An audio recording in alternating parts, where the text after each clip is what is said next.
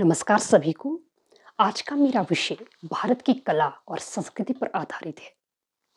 हमने रिसेंटली देखा कि गुजरात में सोमनाथ स्वाभिमान पर्व मनाया गया 8 से 11 जनवरी तक। This पर्व was celebrated to mark the 1000th anniversary of the first attack on the famous Somnath temple of Gujarat। यानी कि गुजरात के जो फेमस प्रसिद्ध जो सोमनाथ टेम्पल है वहां पर जब पहला अटैक हुआ था 1026 में, उसके 1000 वर्ष पूरे होने के लक्ष्य पर यह स्वाभिमान पर्व मनाया गया। In order to convey the message of continuity and vitality of the Sanatan culture to our future generation, यानी कि हमारे आने वाले जो जनरेशन्स हैं उनको सनातन संस्कृति की निरंतरता और हमारे सनातन संस्कृति का एक जो कल्चरल जो रेजिडेंस है उसके बारे में मैसेज देना। कहने का तात्पर्य ये है कि जब 1026 में मोहम्मद गजनी द्वारा सोमनाथ टेम्पल पर पहला अटैक हुआ, उसके पश्चात हालांकि वो जो आक्रमण था वो इस मंदिर को पूरी तरह से विध्वंस करने के लिए किया गया, लेकिन उसके पश्चात ये जो मंदिर है अनेक राजाओं के द्वारा पुनर्निर्मित हुआ, बार बार इसका पुनर्निर्माण हुआ। तो हम कह सकते हैं कि ये एक हमारी सनातन संस्कृति की एक निरंतरता का प्रतीक है। तो आज हम जानेंगे कि जो सोमनाथ मंदिर है वो कहाँ पर लोकेटेड है और इसकी अलग अलग विशेषताएं, इसका किस तरह से रिकंस्ट्रक्शन हुआ और किस तरह से इसका जो डिस्ट्रक्शन किया गया आक्रमणकारियों द्वारा।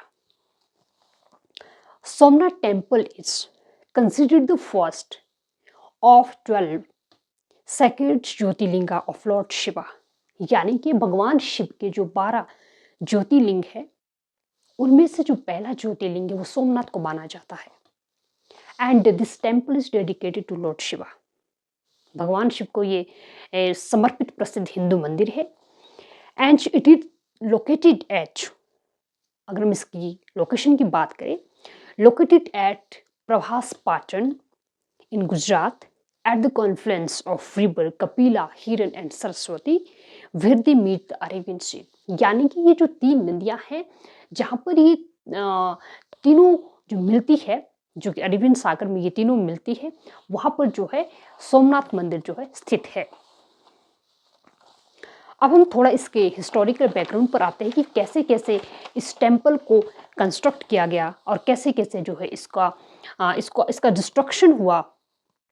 पहला है, अकॉर्डिंग टू ट्रेडिशन, इसका जो कंस्ट्रक्शन वो फेज्ड मैनर में हुआ, जैसे first in gold by the moon god Somraj, then in silver by Ravana and later in wood by the lord Krishna.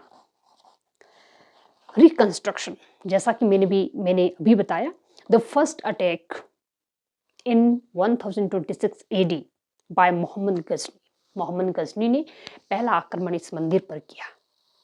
And King Bhimdev V of the Solanki dynasty rebuilt the temple in stone। जैसे ही 1026 में इस पर आक्रमण होता है मोहम्मद गजनी के द्वारा, उसके पश्चात जो भीमदेव जो 5th थे, सोलंकी जो डायनेस्टी से बिलोंग रखते थे, उन्होंने इस मंदिर को रिबिल्ड किया, इसका रिकंस्ट्रक्शन किया और ये जो रिबिल्ट है उन्होंने वो स्टोन के द्वारा, उसे जो पत्थरों के द्वारा जो इसको बनाया गया, पुनः निर्मित किया गया। अगर हम थोड़े मध्यकाल में आते हैं, in medieval period it was rebuilt by the rulers such as Kumarapala 12th century and Chudasama kings. तो ये कुछ राजा थे, हिंदू राजा थे, जिन्होंने जो है इस मंदिर को जो है पुनः निर्मित किया। It was again destroyed under the सल्तनत इन्वेजन। जब सल्तनत काल आता है उस वक्त भी इस मंदिर पर आक्रमण हुए। Eight the end of 13th century Alauddin Khilji dared to attack this temple, but ruler of Jalore fought valiantly with invaders army, यानी कि जो 13वीं सदी है, 13वीं सदी के अंत में, at the end of 13th century, जो अलाउद्दीन खिलजी है उन्होंने इस पर आक्रमण करने का दुस्साहस किया और जालोर के जो राजा थे, वहाँ के जो शासक थे, उनकी आर्मी ने जो है जो अलाउद्दीन खिलजी की जो आर्मी है उसके साथ वो जो है वीरतापूर्वक जो है लड़े थे। In the 14th century Muzaffar Khan attacked Somnath. फिर 14th सेंचुरी में मुजफ्फर खान ने इस पर अटैक किया and Sultan Mahmud Begada of Gujarat try to convert it into mosque. जो महमूद बेगड़ा था उसने इस टेम्पल को मस्जिद में कन्वर्ट करने का प्रयास किया। ड्यूरिंग द 17th सेंचुरी, अब 17वीं शताब्दी में आते हैं, मुगलों के समय, Aurangzeb tried again to convert it into mosque. Aurangzeb ने फिर उसने दुस्साहस किया कि इस टेम्पल को एक मस्जिद के रूप में परिवर्तित किया जाए। लेकिन तभी अहिल्याबाई होलकर, जो कि जिन्होंने जो एक महान शिव भक्त थी, उन्होंने साथ में वहाँ पर एक नए मंदिर का निर्माण किया, जिससे जो सोमनाथ है वो फिर से पुनर्जीवित हो गया।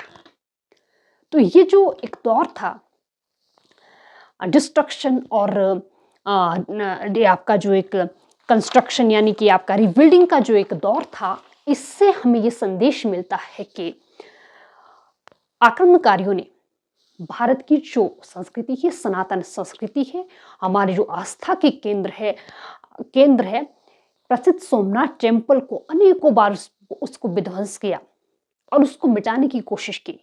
लेकिन जैसा कि हम जानते हैं कि यहाँ के जो लोग थे, यहाँ के जो स्थानीय जो शासक थे, उनके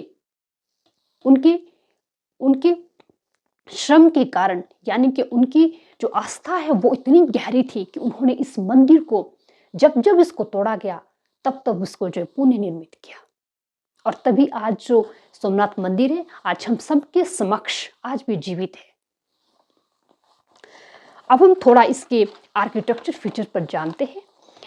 it is built in Solanki style of temple architecture, जिसको हम मारू गुजरा स्टाइल भी कहते हैं।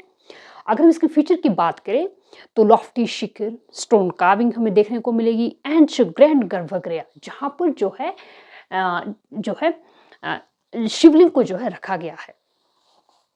And it was visited by the Swami Vivekananda in 1890s। 1890 का दौर था जब स्वामी विवेकानंद जी ने भी इस टेम्पल को विजिट किया था। अब थोड़ा मॉडर्न जो रिकंस्ट्रक्शन का दौर है वो कब आता है और किसका क्या क्या योगदान रहा। Post independence revival was initiated by Sardar Vallabhbhai Patel. Sardar Vallabhbhai Patel है, उन्होंने आज़ादी के पश्चात इस टेम्पल के रिवाइवल में बहुत बड़ा योगदान दिया। अगर हम इनॉग्रेशन की बात करें, inauguration on 11 May 1951 by Rajendra Prasad. And जो अगर हम प्रेजेंट टाइम में इस टेम्पल के मैनेजमेंट की बात करें, it is managed by the Somnath trust and which is chaired by the PM of India.